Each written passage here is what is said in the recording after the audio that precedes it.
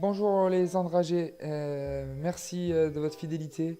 Alors, on va profiter de ce petit temps d'analyse technique pour répondre un petit peu aux questions de la semaine qu'on a eues sur le SAV. On a eu énormément de questions là sur notre groupe Telegram autour du jeu à 7 contre 6. Donc, on a fait le choix de vous séquencer un petit peu le jeu à 7 contre 6. Voilà, donc bon visionnage. Alors, pour commencer, je vais vous parler du jeu à 7 contre 6 contre une défense aplatie, et notamment quand les pivots sont entre les postes 3 et postes 2. Il suffit tout simplement de compter le nombre de défenseurs.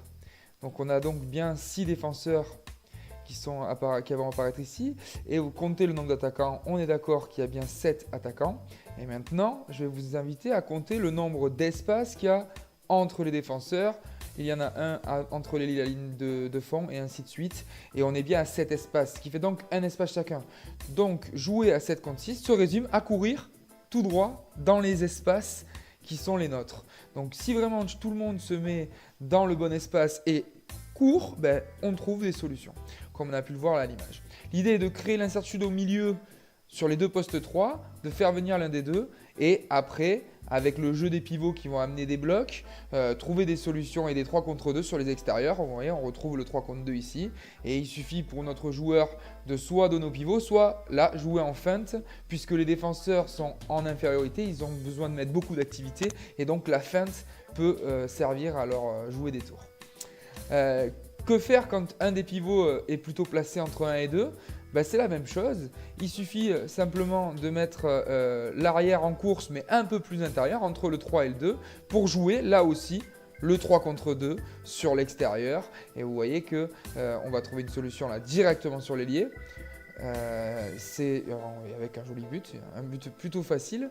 Et exactement la même chose de l'autre côté. Là, ce poste 3 se demande s'il doit venir, mais s'il vient, il ouvre beaucoup l'espace pour la solution du 3 contre 2 là-bas. Alors, on peut trouver de l'autre côté, vu qu'il n'est pas venu. Encore une fois, un 3 contre 2.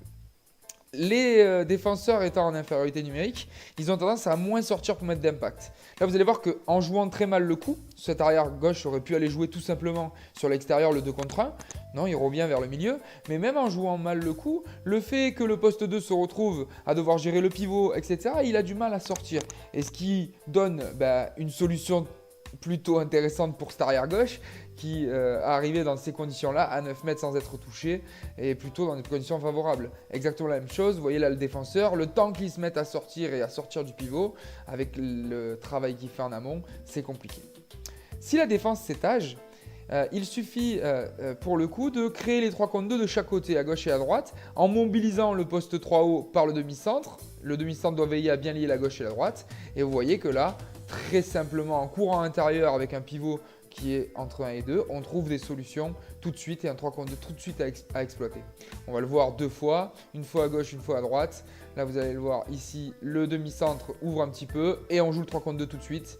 Voilà, avec une solution à l'intérieur. On va avoir la même solution de l'autre côté, mais sur une passe à l'aile, puisque là, le poste 1 est venu recouvrir le pivot. Regardez, on envoie directement à notre ailier et on va trouver une solution facile avec un beau décalage. Vous allez voir que les défenseurs étant en infériorité, ils sont obligés de mettre beaucoup d'activité.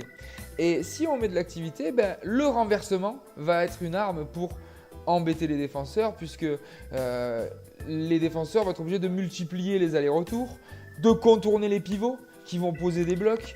Donc ça va être pour eux un moment avec une activité très intense. Et le fait de renverser va forcément les mettre en retard, comme on peut le voir ici. Ça va être exactement la même chose là. Sur une défense étagée, le poste 1 va tout de suite vouloir venir recouvrir le pivot et sur le renversement, il se fait avoir avec une seule passe. Mais bon, le jeu à 7 contre 6, c'est pas si facile que ça. Vous allez voir que si on ne porte pas le danger, si balle en main, on ne va pas vers le but et on ne montre pas qu'on est dangereux, les défenseurs ne viennent pas vers vous. Et comme les défenseurs jouent sur les trajectoires de passe, on leur donne le bâton pour se faire battre et on risque les interceptions, comme ce fut le cas sur cette action. En tout cas, merci les enragés. On espère que vous allez continuer à suivre nos analyses techniques. À très bientôt.